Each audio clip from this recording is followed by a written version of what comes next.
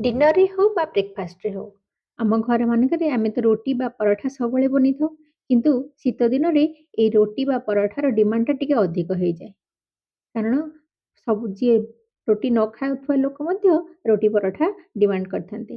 ଆଉ ଏବେ ପିଲାମାନଙ୍କ ଭିତରେ ଗୋଟେ ଟ୍ରେଣ୍ଡ ଚାଲିଛି ଲଚ୍ଛା ପରାଠାର। ଲଚ୍ଛା ପରଠାକୁ ପନିର ତରକାରୀ, ଯାହାକି ପିଲାମାନଙ୍କୁ ବହୁତ ପସନ୍ଦ ଆଉ ଶୀତ ସମୟରେ ସେମାନେ ଖାଇବାକୁ ବହୁତ ଭଲ ପାଆନ୍ତି। ହ୍ୟାଲୋ ଫ୍ରେଣ୍ଡସ୍, ଜୟ ଜଗନ୍ନାଥ। ତ ଚାଲନ୍ତୁ ଆଜି ସେଇ ପିଲାମାନଙ୍କର ଖୁସି ପାଇଁ ବନେଇବା ଲଚ୍ଛା ପରଠା, ମସଲା ଦିଆ ଲଚ୍ଛା ପରଠା। ତ ସେଥିପାଇଁ ଏଠି ମୁଁ ନେଇଛି 2 କପ୍ ମଇଦା ଆଉ 1 କପ୍ ଅଟା। ଆପଣ ଚାହିଁଲେ କେବଳ ମଇଦା ମଧ୍ୟ କରିପାରିବେ। ଏବେ ଅଟା ଆଉ ମଇଦାଟାକୁ ପ୍ରଥମେ ଛାଣି ନେବା ବା ଚଲେଇ ନେବା। ଚଲେଇ ଦେଲେ ଅଟା ଆଉ ମଇଦା ଏକାଠି ମିଶିଯିବ। ତାପରେ ସେଥିରେ ମୁଁ ଏଠି ଦେଇଛି 1 କପ୍ 1 ଚାମଚ ଲୁଣ, 2 ଚାମଚ ଚିନି, ଅଧା ଚାମଚ ଜୁଆଣି, ଯାହାକୁ କି ହାତରେ ଭଲ ଭାବରେ ଦଳିକି କ୍ରସ୍ କରିକି ପକେଇବା, ଯାହାଫଳରେ କି ଜୁଆଣିର ବାସ୍ନାଟା ଭଲ ଭାବରେ ଉଁ, ପରଠାରେ ମିଶିଯିବ। 1 ଚାମଚ କସୁରୀ ମେଥି, ତାକୁ ମଧ୍ୟ ଭଲ ଭାବରେ ଦଳି ଦେଇକି ତାର ଉପର ପାର୍ଟଟା ବାହାର କରିଦେଇକି କେବଳ ଗୁଣ୍ଡ କରିକି ଦେବା। 2 ଚାମଚ ଅଏଲ୍ ଦେବା, ଖାଇବା ତେଲ, ତାକୁ ମଧ୍ୟ ଟିକେ ହାଲକା ଉଷୁମ କରିକି ଦେଲେ ଆହୁରି ବହୁତ ବଢ଼ିଆ ହବ। ତାପରେ ଭଲ ଭାବରେ ତାକୁ ହାତରେ ମିକ୍ସ କରିଦେବା।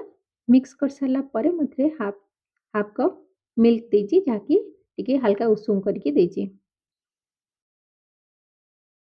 ଉଷୁମ କ୍ଷୀରରେ ଅଟାଟା ଦଳିଲେ ଆମ ପରଠାଟା ଉପରୁ କ୍ରିସ୍ପି ରହିବ ଆଉ ଭିତରେ ନରମ ରହିବ। ଏବେ ଯେତିକି ପାଣି ଦରକାର, ହାଲକା ଅଳ୍ପ ଅଳ୍ପ ପାଣି ଦେଇକି ଆମେ ଅଟାର ଡୋଟା ତିଆରି କରିକି ନେବା। ଠିକ୍ ଏମିତି ସଫ୍ଟ ଡୋ ଲଗେଇକିନା ରଖିବା। ପୁରୀ ଭଳିଆ ଅଧିକ ହାର୍ଡ଼ କରିବାନି ବା ରୁଟି ଭଳିଆ ବି ମଧ୍ୟ କରିବାନି। ଟିକେ ସଫ୍ଟ ଡୋ ତିଆରି କରିକି ରଖିବା। ଦେଖନ୍ତୁ ଅଟା ଯେହେତୁ ଦିଆହେଇଛି, ସେଥିପାଇଁ ଏଇଟା କ'ଣ ହବ ନା ଇଲାଷ୍ଟିକ୍ ଭଳିଆ ନ କରିକି, ମଇଦାଟା ଇଲାଷ୍ଟିକ୍ ଭଳିଆ ହୁଏ। ଟାଣିଲେ ରବର ଭଳିଆ ଟାଣି ହେବ। କିନ୍ତୁ ଯେହେତୁ ଅଟା ଏଥିରେ ଦିଆଯିବ, ତେଣୁ ସେ ଏମିତି ଛିଡ଼ି ଛିଡ଼ିକି ଯିବ। ତା ଫଳରେ କି ଆମର ପରଠାଟା ଭଲ ଭାବରେ ଲେୟର ହେବ। ଏବେ ଅଟାକୁ ଭଲରେ ଦଳି ଦେଇକି ଆମେ ତାକୁ ଅଏଲ୍ ଲଗେଇକି 15ରୁ 20 ମିନିଟ୍ ରେଷ୍ଟ ପାଇଁ ରଖିଦେବା। ତାପରେ ଛୋଟ ଛୋଟ ଗୋଲା ତିଆରି କରିବା। ଟିକେ ରୁଟି ଗୋଲାଠୁ ଟିକେ ଅଧିକ ବଡ଼ କରିକି ଆମେ ରୁଟି ଗୋଲା ଛିଣ୍ଡେଇ ନେବା। ଏବେ ମସଲା ପରଠା ଯେହେତୁ ଆମେ ବନେଇବା, ତେଣୁ ମସଲା ତିଆରି କରିବା। ସେଥିପାଇଁ ଏଠି 2 ଚାମଚ ଚାଟ୍ ମସଲା, 1 ଚାମଚ ଆମଚୁର ପାଉଡର, 1 ଚାମଚ କସୁରୀ ମେଥି, ଟିକେ black salt, half teaspoon black salt ଆଉ ରେଡ୍ ଚିଲି ପାଉଡର, ଏ ସବୁକୁ ଭଲ ଭାବରେ ମିକ୍ସ କରିକି ରଖିଦେବା। ଯଦି ଆପଣଙ୍କ ପାଖରେ ଆମଚୁର ପାଉଡର ନାହିଁ, ତାହେଲେ ଚାଟ୍ ମସଲା ଆଉ 1 ଚାମଚ ଅଧିକ ବଢ଼େଇଦେବେ।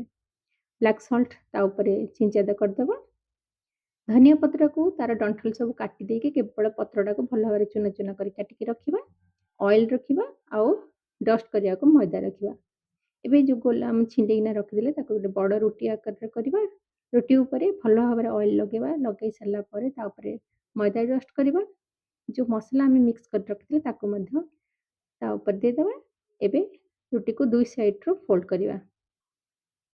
ଯେମିତି ମୁଁ ଦେଖେଇଛି ଫୋଲ୍ଡ କରିବାକୁ, ସେଇଭଳିଆ ଫୋଲ୍ଡ କରିକି ତାପରେ ପୁଣି ଅଏଲ୍ ଲଗେଇବା। ଅଏଲ୍ ଲଗେଇ ସାରିଲା ପରେ ଯେଉଁ ଧନିଆ ପତ୍ରର, ଏଠି ପତ୍ରର କେବଳ ପତ୍ର ନେବେ, ତାର ଡଣ୍ଠଲ ଗୁଡ଼ାକ ବା ଯେଉଁଟା ତା ଷ୍ଟିମ୍‌ଟା ତାକୁ କାଟିକି ବାହାର କରିଦେବେ। ତାପରେ ରୁଟିଟାକୁ ଭଲ ଭାବରେ ଟାଣିକି ଧନିଆ ପତ୍ର ଉପରେ ଦେଇକି ଫୋଲ୍ଡ କରିକି ଟିକେ ପ୍ରେସ୍ କରିକି ପୁଣି ରୋଲ୍ କରିଦେବେ, ଯାହାଫଳରେ କି ଧନିଆ ପତ୍ରଟା ରୁଟି ଭିତରେ ପୁରା ପ୍ରେସ୍ ହେଇକି ରହିଯିବ। ଏବେ ଫୋଲ୍ଡ କରିକି ଏମିତି ନାଇଫ୍‌ରେ କାଟିଦେବେ, ଯାହାଫଳରେ ଦେଖନ୍ତୁ ଏଇଭଳିଆ ଲେୟର ହେଇଯିବ। ଲେୟର ମାନେ ଗୋଟେ ପରେ ଗୋଟେ ତାର ପରସ୍ତ। ଆମେ ଯେମିତି ଟ୍ରାୟାଙ୍ଗଲ୍ ପରଠା କରୁ, ସେଥିରେ 3ଟା ଲେୟର ବାହାରେ, କିନ୍ତୁ ଏଥିରେ 6-7ଟା ଲେୟର ବାହାରିବ।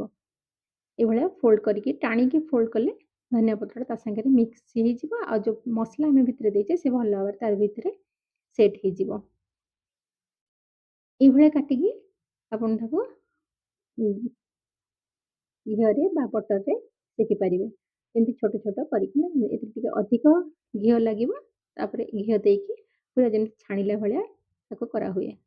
ଯଦି କମ୍ ଘିଅ କରିବାକୁ ଚାହୁଁଛନ୍ତି, ତାହେଲେ ଟିକେ ହାଲକା ପ୍ରେସ୍ କରିକି ରୁଟି ଭଳିଆ ବେଲିଦେବେ। ହାଲକା ହାତରେ ରୁଟି ଭଳିଆ ବେଲିକି ଏଇଭଳିଆ ଗୋଲ କରିକି ବେଲି ଦେଲେ ହାଲକା ହାତରେ ସେଇଟା ଭିତରେ ରହିଯିବ। ଆଉ ଏଥିରେ କ'ଣ ହବ ନା, ଟିକେ କମ୍ ଯେହେତୁ ସ୍ପ୍ରେଡ୍ ହେଇଗଲା, ତେଣୁ କମ୍ ଅଏଲ୍ ବା କମ୍ ଘିଅ ଏଥିରେ ଖର୍ଚ୍ଚ ହେବ ବା ଲାଗିବ।